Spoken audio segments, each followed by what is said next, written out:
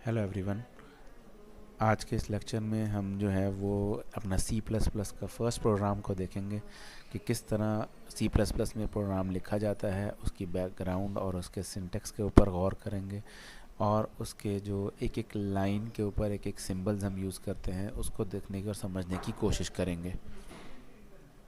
तो इससे पहले कि हम सी प्लस प्लस पे हैं, हमें जो एक बैकग्राउंड चाहिए उसकी वो ये चाहिए कि हमारे पास जो लैंग्वेजेस हैं, सबसे पहले हमारे पास थी मशीन लैंग्वेजेस।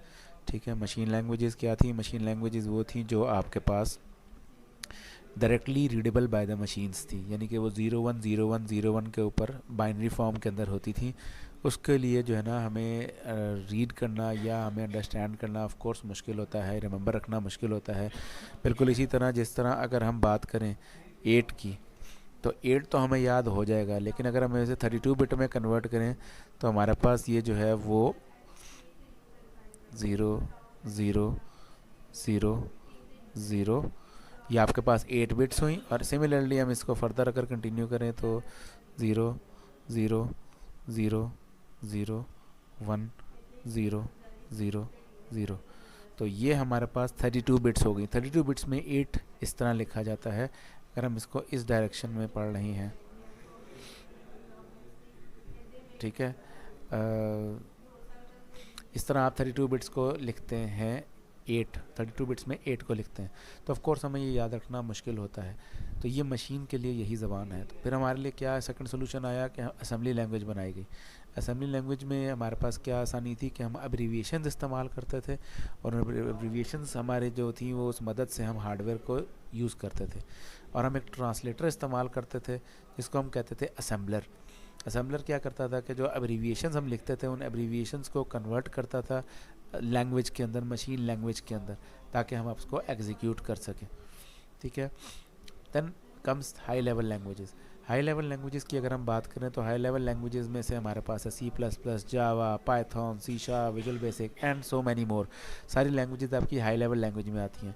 इन्हें हाई लेवल लैंग्वेज इसलिए बोला जाता है क्योंकि इसके अंदर जो हमारा सिंटेक्स होता है, जो हमारे पास लिखने का तरीका होता है इस कोडिंग को, वो इंग्लिश लैंग्वेज से करीब तर होता है। अब हम अगर अपनी कोडिंग को इंग्लिश लैंग्वेज में लिखेंगे तो हमें क्या चाहिए? हमें एक ट्रांसलेटर चाहिए जो उस इंग्लिश लैंग्वेज को कन्वर्ट करे मशीन की रीडेबल लैंग्वेज के अंदर। वो कहलाता है कंपाइलर। कंपाइलर क्या करता है?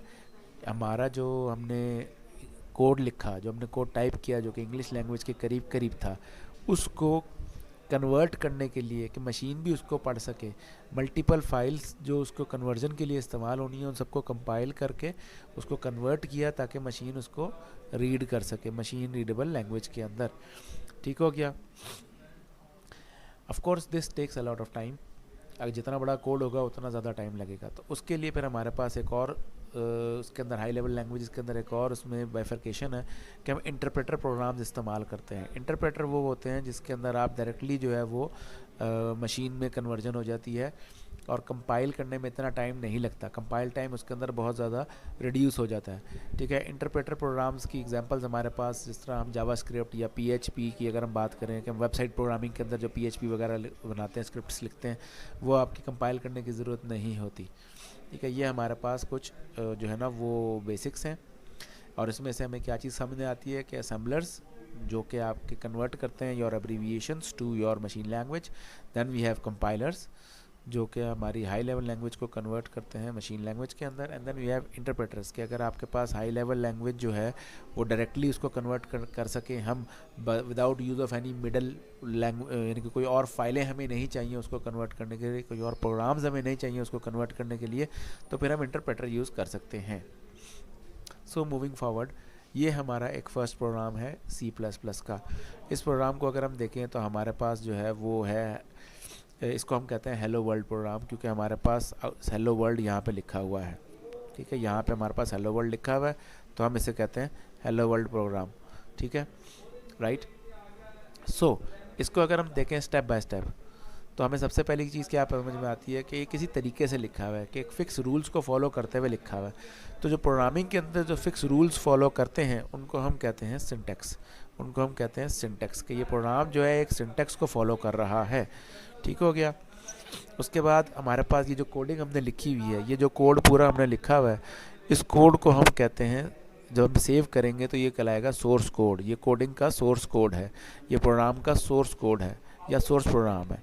तो C++ का ये पूरा एक सोर्स प्रोग्राम है। और जब हम इसको सेव करेंगे तो ये सेव होगी .cpp, इसकी एक्सटेंशन होगी .cpp C++। बिल्कुल इसी तरह जिस तरह हम वर्ड की फ़ाइल को सेव करते हैं तो वर्ड की फ़ाइल की एक्सटेंशन जो है वो होती है .docx। तो इसी तरह जब हम इसको सेव करेंगे तो C++ के सोर्स कोड को सेव करेंगे तो उसकी एक्सटेंशन बनेगी .cpp। ठीक है, उसके बाद हमारे पास जब हम कोड को देखें तो पहली लाइन हमारे पास आती है #include iostream। अभी जो iostream क्या है, iostream हेडर फाइल का नाम है, यानी कि लेस देन और ग्रेटर देन के सिंबल के अंदर हम जो भी चीज़ लिखेंगे वो हेडर फाइल का नाम होगा। और हेडर फाइल क्या होती है, हमारे पास C++ के जब हम विजुअल स्टूडियो इंस्टॉल करते हैं तो उसके अंदर बहुत ज़्यादा बिल्ट इन लाइब्रेरीज़ होती हैं। लाइब्रेरी का मतलब है कि उसके अंदर ट्रांसलेशन करने के लिए फ़ाइलें मौजूद हैं मल्टीपल फंक्शंस की, और वो फंक्शंस जो हैं वो बहुत सारे फ़ाइलों के अंदर हैं। तो हमें कौन सी फ़ाइल इस वक्त चाहिए है हमारे इस प्रोग्राम को ट्रांसलेट करने के लिए, तो लाइब्रेरी में से जो हमें फ़ाइल चाहिए वो चाहिए iostream। तो हम लेस देन और ग्रेटर देन के अंदर जो हम हेडर फाइल का नाम लिखेंगे वो लाइब्रेरी में से इंपोर्ट करेगा। और वो लाइब्रेरी में से क्यों करेगा, क्योंकि ये जो हम #include लिखते हैं, #include का मतलब है कि ये प्री प्रोसेसर है कि कंपाइलर तक पहुंचने से पहले क्या काम होना है। तो कंपाइलर में जाने से पहले वो इस प्रोग्राम के साथ #include हेडर फाइल को ऐड करे। कौन सी वाली, iostream की हेडर फाइल को ऐड करे। ठीक हो गया। उसके बाद हमारे पास ये पूरा जो है ये पूरा क्या कहलाएगा, ये पूरा कंपाइलर चेक करेगा सिंटेक्स को, यहाँ से लेके आपका पूरा नेम स्पेस से लेके यहाँ तक ये पूरा आपका क्या है, ये इसके सिंटेक्स उसका ठीक है कि नहीं है। और अगर इसका सिंटेक्स ठीक होगा तो मशीन रीडेबल प्रोग्राम बना देगा। और वो मशीन रीडेबल प्रोग्राम जो है वो ऑब्जेक्ट प्रोग्राम कहलाता है .obj फाइल। यानी कि कंपाइलर आपने जो कोडिंग लिखी उसको कन्वर्ट करके एक फ़ाइल बनाएगा, वो फाइल होगी ऑब्जेक्ट प्रोग्राम। उसके बाद स्टेप 3 में क्या होगा, वो जो आपने ऑब्जेक्ट प्रोग्राम वाली फ़ाइल बनी है, ये जो आपने ऑब्जेक्ट प्रोग्राम बनाया है, ठीक है, इस ऑब्जेक्ट प्रोग्राम को इस्तेमाल करेगा लिंकर। ठीक है, ये लिंकर उस ऑब्जेक्ट प्रोग्राम को इस्तेमाल करेगा और क्या करेगा कि आपकी एग्जीक्यूटेबल फाइल बनाएगा, एक्जी फाइल बनाएगा। एक्जी फाइल बनाने के लिए क्या करेगा, क्या हम IDE एनवायरनमेंट के अंदर वो जो लाइब्रेरी हैं वो सबको इस्तेमाल करके उनको लिंक करके उस OBJ फाइल से वो आपकी एक्जी फाइल क्रिएट कर देगा। और जब एक्जी फाइल क्रिएट हो जाएगी फिर क्या होगा, फिर उसके बाद आपके प्रोग्राम में आउटपुट में वो एक्जी फाइल को रन करता है क्या, लोडर। विजुअल स्टूडियो लोडर के ज़रिए उस एक्जी फाइल को आपके स्क्रीन पे डिस्प्ले करता है। तो ये आपके पास जो है वो बेसिक ऑपरेशन है C++ के फंक्शन का। अब हम एक काम करते हैं, इसकी अगर हम फ्लो चार्ट देखें तो ये देखें, C++ प्रोग्राम जब आएगा तो पहले एडिटर में हमने टाइपिंग की, ये एडिटर में हमने ये वाला कोड टाइप किया। ठीक है, उसके बाद प्री प्रोसेसर में क्या होगा, प्री प्रोसेसर में ये हेडर फाइल इंक्लूड कर ली जाएगी कंपाइलर के तक पहुंचने के लिए। फिर कंपाइलर पे पहुंचेगा तो इसका सिंटेक्स चेक करेगा कंपाइलर में ये C++ का सिंटेक्स बिल्कुल ठीक है कि नहीं है। अगर एरर होगा तो वापस एडिटर के पास चला जाएगा, दोबारा आप उसको एरर को रिमूव करेंगे। अगर एरर नहीं होगा तो लिंकर के पास चला जाएगा। ठीक है, लिंकर के पास चला जाएगा। लिंकर क्या करेगा, लिंकर जो है वो जो कंपाइलर ने एक OBJ फाइल बनाई, एक ऑब्जेक्ट फाइल बनाई। ठीक है, कंपाइलर ने जो ऑब्जेक्ट फाइल बनाई उसको साथ में उसने कंबाइन किया, लिंकर ने कंबाइन किया लाइब्रेरी फाइल्स के साथ और एग्जीक्यूटेबल फाइल यहाँ पे बना दी। ठीक है, यहाँ पे उसने क्या किया, यहाँ पे exe एक्जी फाइल यहाँ पे बन गई। और फिर लोडर ने क्या किया, उस एक्जी फाइल को लोड करा के आपकी स्क्रीन के ऊपर एग्जीक्यूट कर दिया। तो this is how step by step जो आपका विजुअल स्टूडियो का कंपाइलर या C++ का कोई और कंपाइलर भी आप कहें तो वो इसी तरह काम करता है। सो मूविंग फॉरवर्ड, अब हम इसकी लाइन बाय लाइन अगर चेक करें तो हमारे पास #include वाली लाइन तो हमें समझ में आ गई थी। उसके बाद जो नेक्स्ट लाइन है हमारे पास वो है यूजिंग नेम स्पेस std। अब विद और विदाउट का क्या मतलब है, हमारे पास कुछ किताबों पे हमारे पास सिर्फ ये लाइन नहीं लिखी होती। अगर ये लाइन ना लिखी हो तो फ़र्क पड़ेगा इस लाइन के ऊपर। इस लाइन पे क्या फ़र्क पड़ेगा, अगर हमने नेम स्पेस std इस्तेमाल नहीं किया तो हमें लिखना पड़ेगा इसको std : cout एंड देन जो भी हमारी स्टेटमेंट है वो हमें लिखनी पड़ेगी, यानी कि ये चीज़ जो है वो इस चीज़ से रिप्लेस हो जाएगी। अगर हम देखें तो std हमने यहाँ पे ऐड कर दिया, तो नेम स्पेस क्या है, std एक ग्रुप है, स्टैंडर्ड का शॉर्ट है, ये एक ग्रुप है जो कि इस हेडर फाइल के अंदर मौजूद है आईओ स्ट्रीम के। तो वो उस पूरे ग्रुप को आप लोड करा लेते हैं। सपोज़ उस ग्रुप के अंदर 200 फंक्शन है, तो 200 के 200 फंक्शन जो है वो आपके पास लोड हो जाते हैं। फिर आपको सी आउट उन 200 फंक्शन में से कोई एक फंक्शन है जो कंपाइलर आराम से इस्तेमाल कर लेगा। लेकिन अगर हमने वो लोड नहीं कराया, अगर हमने ये लाइन नहीं लिखी हुई, तो हमें क्या पढ़ना पड़ेगा, हमें ये वाली लाइन std: सी आउट लिख के पूरा चलाना पड़ेगा, ताकि उसने हेडर फाइल तो लोड कर ली है, लेकिन उस हेडर फाइल के कौन से ग्रुप में से आपने वो फंक्शन चलाना है वो बताना पड़ेगा। ठीक है, तो विद नेम स्पेस के तो हमारे पास एग्जांपल मौजूद है, लेकिन अगर विदाउट यूजिंग नेम स्पेस होगा तो उसका फिर हमें क्या करना पड़ेगा कि खुद से लिखना पड़ेगा कि इस हेडर फाइल के कौन से ग्रुप में ये फंक्शन मौजूद है। राइट, ओके, आगे बढ़े।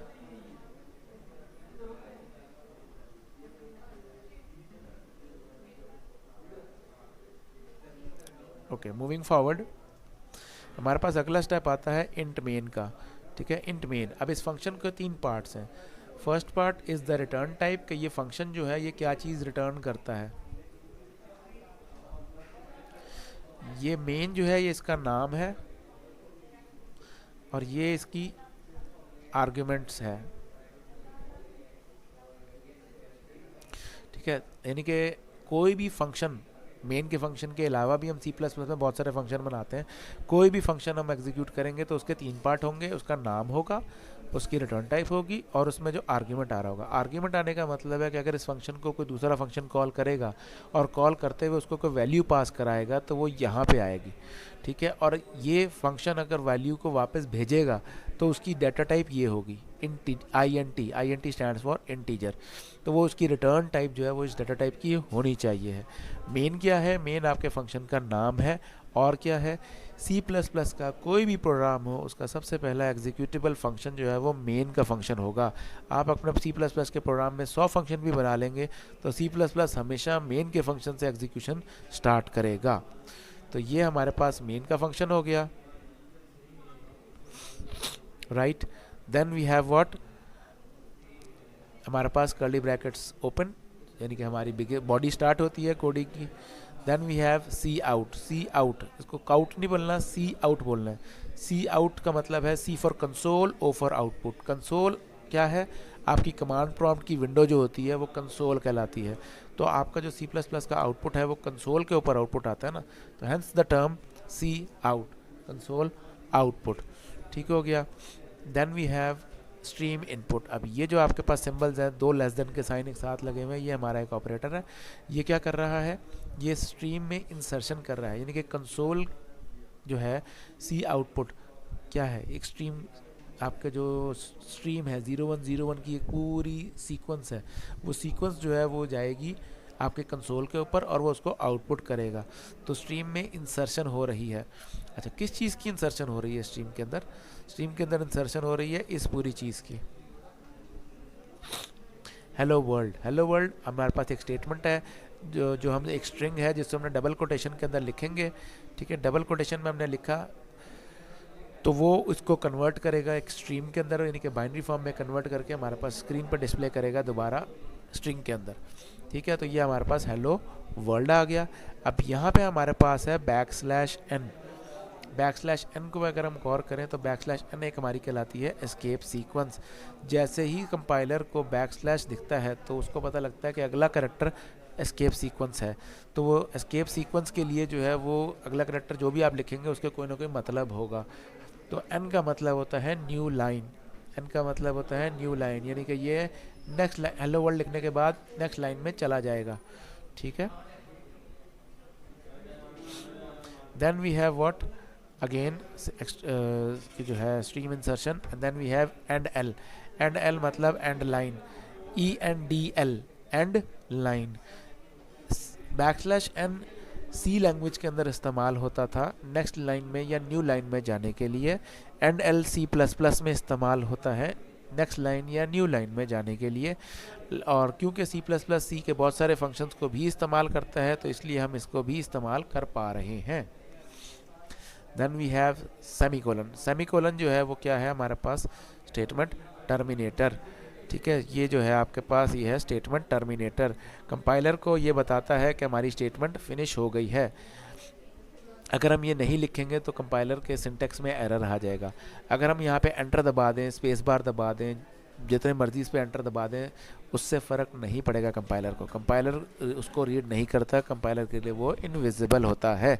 तो हम क्या करते हैं, हम स्टेटमेंट टर्मिनेटर बताता है कंपाइलर को कि ये जो लाइन हमने पूरी लिखी है ये यहाँ पे फिनिश हो गई है। ठीक है, रिटर्न 0। हमने जब मेन के फंक्शन को स्टडी किया था तो हमने कहा था जी ये इंट इसकी रिटर्न टाइप है। तो अगर यहाँ पे हमने इंट लिखा है तो यहाँ पे हम लिखेंगे रिटर्न। ठीक है, और ये इंटीजर, इंटीजर इसकी डाटा टाइप है। क्या है, डाटा टाइप।